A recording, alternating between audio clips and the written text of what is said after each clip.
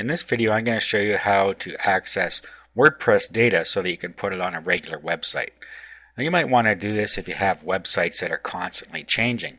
What you can do is you can just put it in a WordPress post and have that post appear on your website.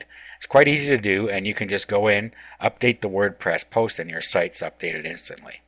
I'll show you what I mean by that. First of all, we need to install an instance of WordPress. So we'll just go through Fantastico and we'll set up the database and WordPress blog here.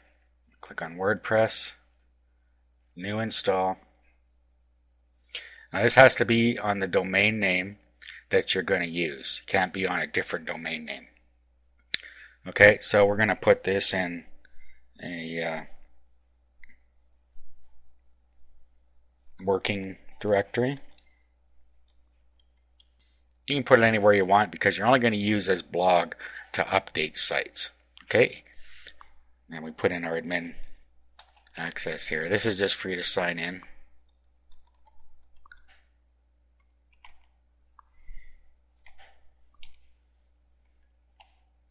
Okay, we don't care about the rest of this stuff. We'll install WordPress, finish the installation, and now we'll go to the admin page.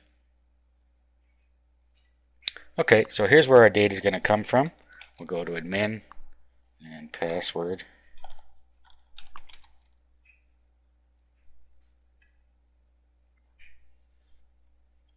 Go to posts. Okay, now I'm just going to give you, for instance here, say you had a release schedule that you're going to put on your website that shows you what ebooks you're going to release in a certain month. So what we will do is we'll add a new post. We'll call it release schedule.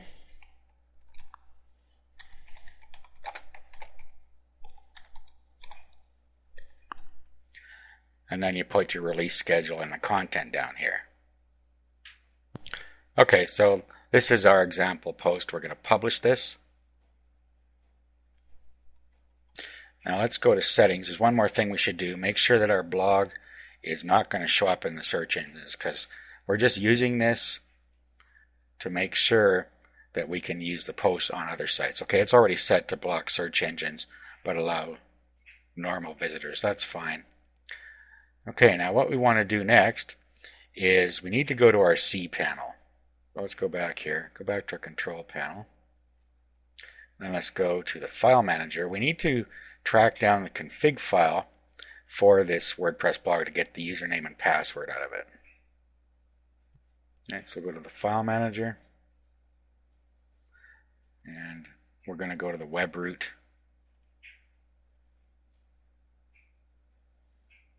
And we installed this in a directory called working, so we're going to go and find that.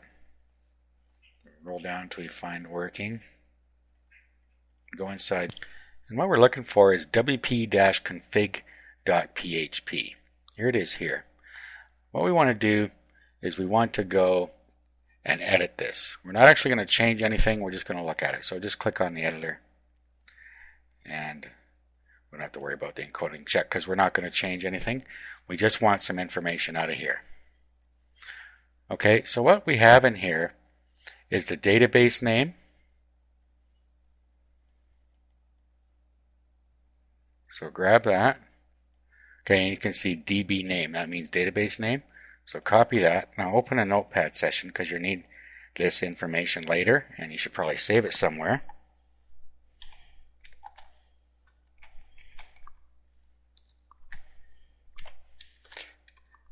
And then you want the username.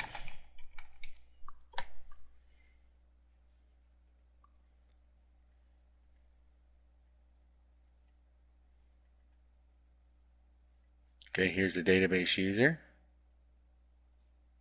It happens to be the same here.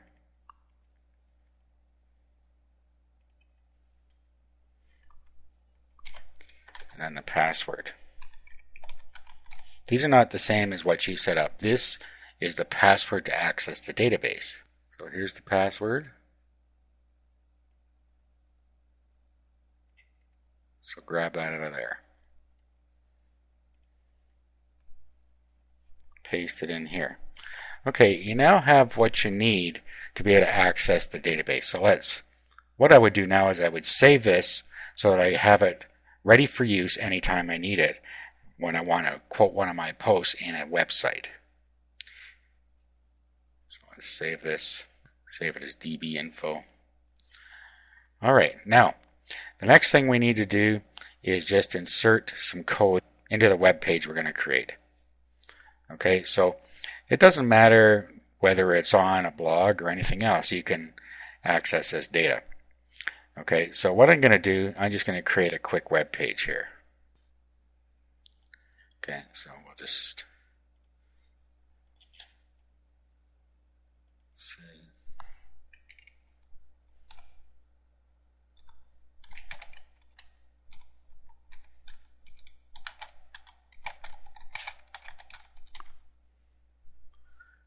PLR product of the month.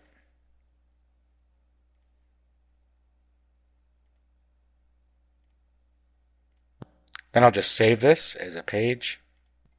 So release schedule, we'll say. Click OK. Okay, then we'll save this. And that's it. Okay, now we need to rename this file. Right now it is named release schedule.html. That's how the file was saved. Okay, so I just open it with Notepad and I'm just going to do a save as, and then I'm going to change it to a PHP. You could also just right click on it on your desktop or wherever you saved it and rename it to a PHP type file. Okay, so now it is release schedule.php. This is what we're working with. The next thing you need to do is add some code in here. Now, I've given you the code. All you have to do is take the code out of the file that was included with this video, copy it, and then what we'll do is we'll paste it in here. Now there's only a couple things we need to do. First, we need to put the database and the username and the database password in this spot. Okay, so here's the database username. Well, database name and database username are the same in this case, so we can kill two birds with one stone here. First, let's change the username. So we'll paste this in here. Then we need to change the database name here. Paste that in there. Then we need to change the password.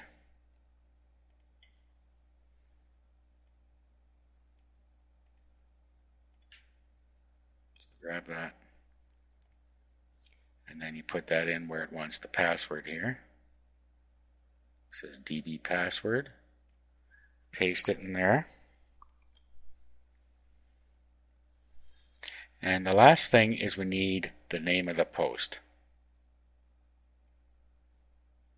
So it says where post title is, and right here where it says the post title, you need to change that to the title that you put in your blog here. So it was just release schedule in capitals, I believe. Yes. So you need to type that exact same thing in here.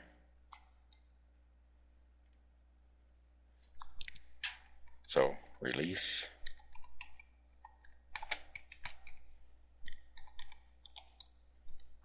schedule. Just like that. Okay, we'll save this. And all we have to do is upload this to the server and it will populate our site with that database information.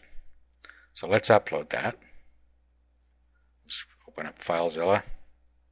And we need to connect to the same server that our blog is on, but we don't have to put it in the same folder. Okay, so we could put this, for instance, in the root folder if we wanted. Okay, so I'm just going to put it right in the web documents. I'm going to upload release schedule.php. We'll upload that. Now we'll bring it up on our browser. So in this case, it's going to be thebestinfoon.info/release-schedule.php. Okay, now there it is. Now you'll notice that it didn't put any line breaks or page breaks in there. It did bring the data in. So if you wanted to do that, what you need to do is go back and edit your post. Let's just do an edit here. Go into HTML mode. And what we'll do is we'll just put some line breaks in here.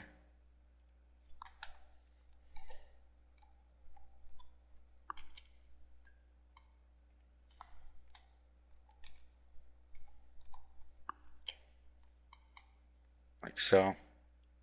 Update. Let's refresh this now. And there you go. So you need to make sure you just put the line breaks in there like I showed you, and everything will work fine. So that's how you can use a WordPress database to populate a regular web page.